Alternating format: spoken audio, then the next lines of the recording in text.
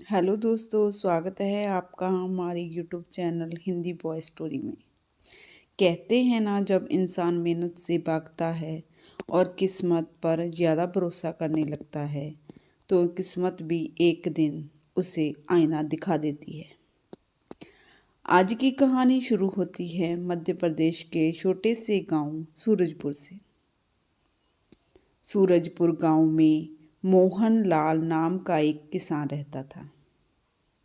उसके पास उपजाऊ जमीन थी, पानी की भी कोई कमी नहीं थी, लेकिन एक कमी थी, मेहनत की।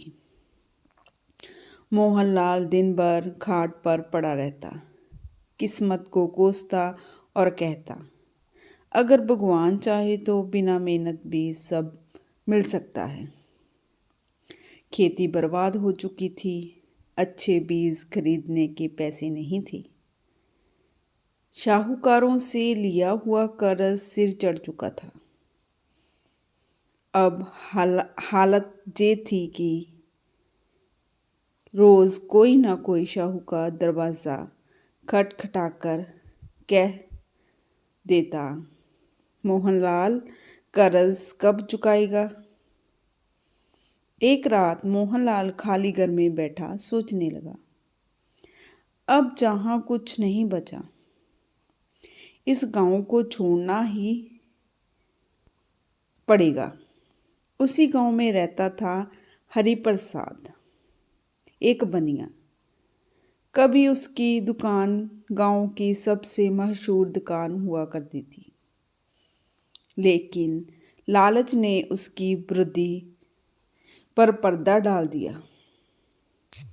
उसने सामान में मिलावट शुरू कर दी।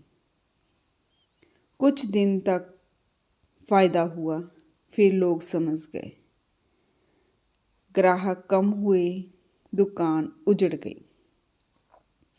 अब हरिप्रसाद भी सूखी रोटी खाकर गुजारा कर रहा था। एक दिन उसने भी फैसला कर लिया, ये गांव अब मेरे लायक नहीं रहा। एक सुबह मोहनलाल और हरिप्रसाद अपने अपने गांव छोड़कर निकल पड़े। गांव के बाहर एक दोराहे पर दोनों की नज़र एक दूसरे से टकराई। पहचान होते ही दोनों ने अपनी अपनी कहानी सुनाई। दुख साझा हुआ, दोस्ती हो गई। हरिप्रसाद बोला, अकेले भटकने से अच्छा है साथ चलें। कई कोस चलने के बाद वह पहुंचे चंदनपुर गांव।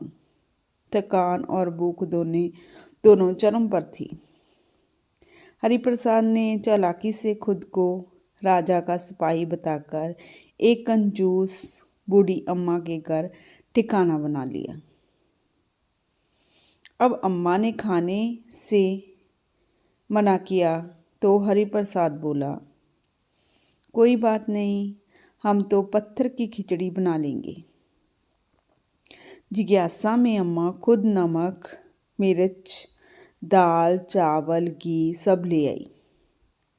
खिचड़ी बनी, पेट भरा और ऊपर से 10 चांदी के सिक्के भी मिले।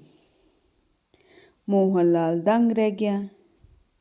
अगले दिन मोहनलाल पास के गांव नागेश्वर पहुंचा। वहां एक महाजन किसानों को झूठी शेखी से बेवकूफ़ बना रहा था। मोहनलाल ने उसे शर्त लगा ली, मैं जागीरदार के साथ खाना खाकर दिखाऊंगा। एक छोटी सी चाल से उसने जागीरदार को भ्रम में डाल दिया और सच में उसके साथ खाना खा लिया। शर्त जीती, 20 चांदी के सिक्के हाथ आए। अब दोनों खुद को बहुत बड़ा खिलाड़ी समझने लगे। कुछ दिन बाद दोनों गांव छोड़कर आगे बढ़े। रास्ते में जंगल पड़ा। उन्होंने कुछ घोड़सवारों को जमीन में थैले दबाते देखा। जैसे ही वह गए, दोनों ने गड्ढा खोदा। थैलों में थे शाही सोने के सिक्के। खुशी से दोनों की आंखें चमक उठी। अब वह खुद को अमीर समझने लगी। सीधे पहुंचे राजनगर के बाहर, रेशमी कपड़े खरीदे, शाही स्वर्ण मुद्राएं व्यापारी को दी। वह बस यही किस्मत पलट गई। व्यापारी ने कोतवाल बुलाया लिया और कोतवाल बोला, ये शाही मुद्राएं हैं जो राजमहल से चोरी हुई थी। दोनों को गिरफ्तार कर लिया गया। जेल की कोठरी में बैठे मोहनलाल की आंखों से आंसू वह निकले। हरि प्रसाद बोला, काश हमने ईमानदारी का रास्ता चुना होता। मेहनत और ईमानदारी ही असली दौलत है। अगर आपको कहानी अच्छी लगी, प्लीज़ मेरे चैनल को सब्सक्राइब, लाइक एंड शेयर ज़रूर करना। कहानी को पूरा देखने के लिए धन्यवाद।